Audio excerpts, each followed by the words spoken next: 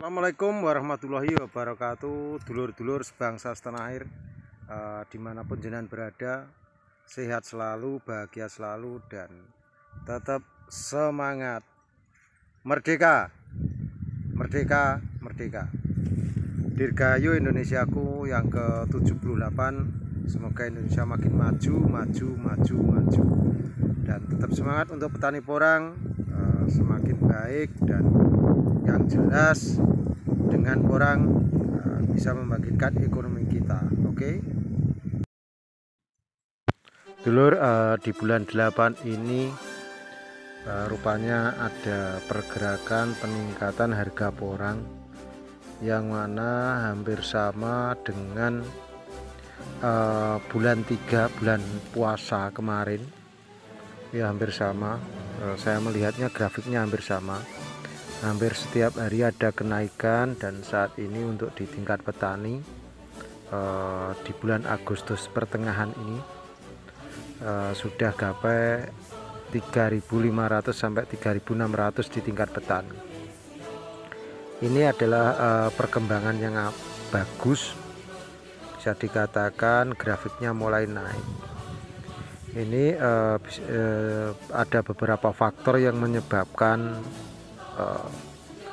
harga mulai naik, karena kemungkinan stok di rumah produksi atau di pabrik itu sudah mulai menurun, atau kapasitasnya karena juga sudah banyak yang dipanen, karena menurut perkiraan yang sudah dipanen itu di atas 50%. Jadi yang sekarang panen sekarang ini atau bulan 8 ini adalah petani-petani yang istilahnya bisa juga satu petani kawak, petani yang sudah lama. Yang kedua, karena kemarin harganya kurang bagus pasti ditahan-tahan. Bisa juga petani baru yang modalnya besar. Jadi mungkin secara hitung-hitungan memang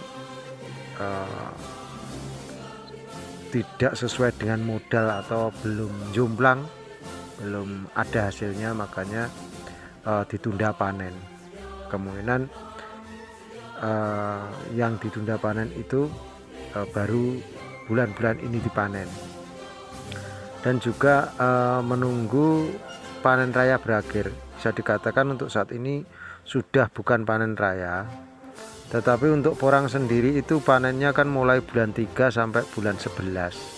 Jadi rentan waktu sekian bulan itu 3, 4, 5, 6, 7, 8, 9, 10, 11. Ada waktu 9 bulan. Jadi panennya itu jangka waktunya 9 bulan itu. Karena kehidupan porang cuma 5 bulan. Jadi dari situlah makanya banyak yang sekarang ini baru mulai panen. Dan juga sesuai hitungan tradisional, harga tertinggi porang itu di bulan 8, 9, dan biasanya sampai bulan 11 jelang hujan itu, ketika porang spora sudah mulai tumbuh itu biasanya harganya tertinggi itu. Dan biasanya kalau spora sudah muncul malah anjlok lagi. Jadi bisa dikatakan harga tertinggi biasanya itu memang bulan 8, 9. Ternyata benar, bulan 8-9 ini bisa grafiknya naik, walaupun kemarin sampai di tingkat bawah cuma 2000 sampai 2700. Sekarang bisa naik lagi. Memang di awal harganya tinggi, di awal itu 4000, di awal 3800 sampai 4000 tingkat bawah, dan di tingkat kayangan 4500, 4600. Bisa jadi nanti setelah porang mulai agak langka, bisa dikatakan stoknya sudah mulai menipis, memang harganya agak lumayan. Dan fenomena ini juga terjadi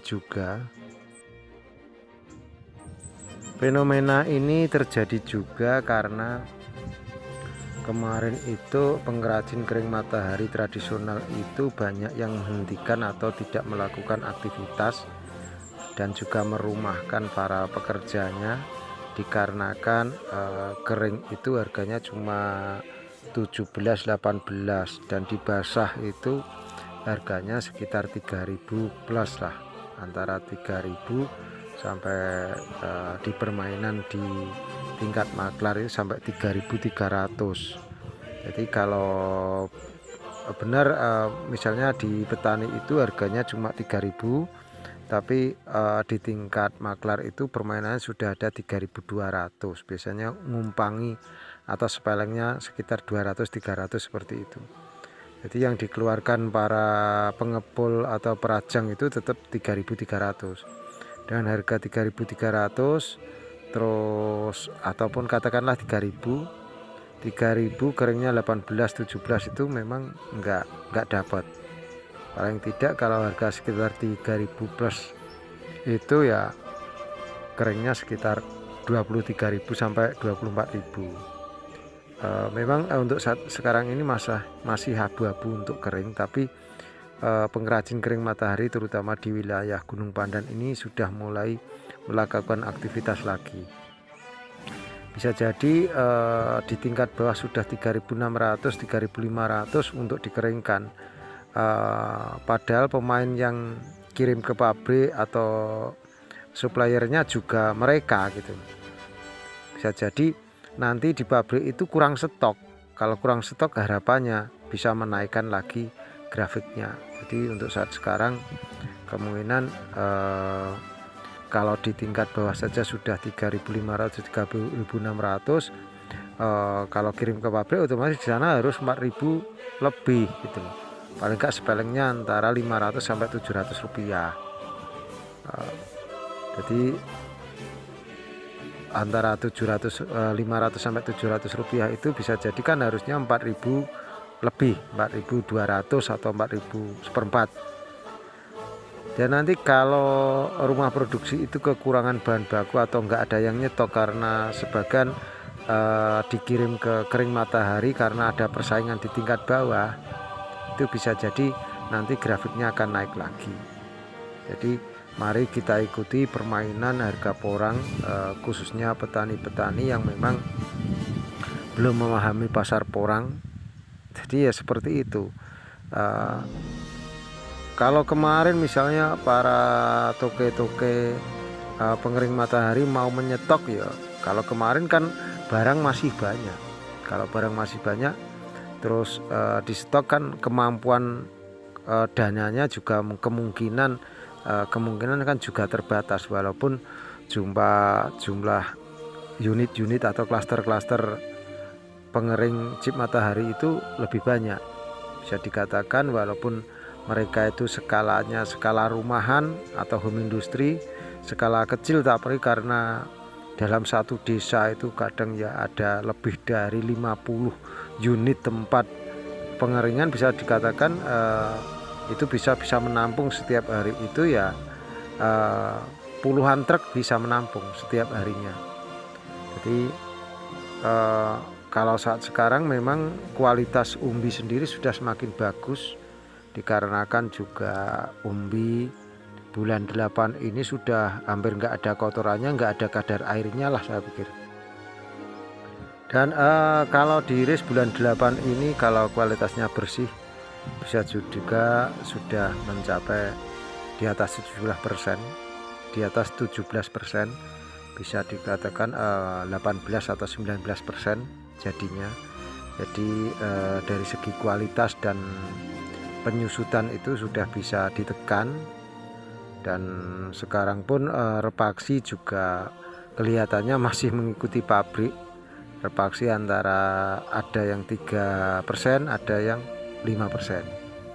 Jadi kalau zaman dulu repaksi kan per sak rata-rata cuma 2%. Sekarang ini dengan mengikuti gaya pabrik, pengecip kering matahari diuntungkan dengan repaksi.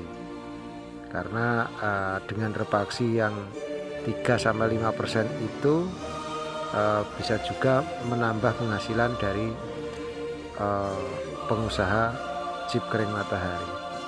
Dan semoga chip kering matahari berjalan terus. Kalau harapan saya ya pabrik jalan, kering matahari juga jalan. Jadi pasarnya itu banyak pilihan. Nanti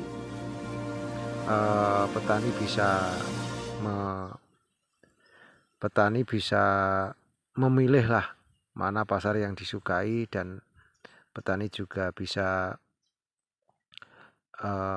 harganya bisa bersaing. Jadi untuk porang harganya bersaing nanti akan lebih baik untuk kedepannya. Semangat, dan harusnya memang harus semangat. Demikian tadi dulur kabar terkini tentang porang. Semoga jenengan tetap bahagia, dan sekali lagi Dirgahayu Indonesiaku yang ke-78. Semoga Indonesia makin berjaya, NKRI harga mati, tetap dalam keanekaragaman Bhinneka Tunggal Ika, tetap dalam iman dan takwa sesuai dengan agama keyakinan masing-masing. Petani itu bebas, petani itu cerdas. Wassalamualaikum warahmatullahi wabarakatuh. Suwun.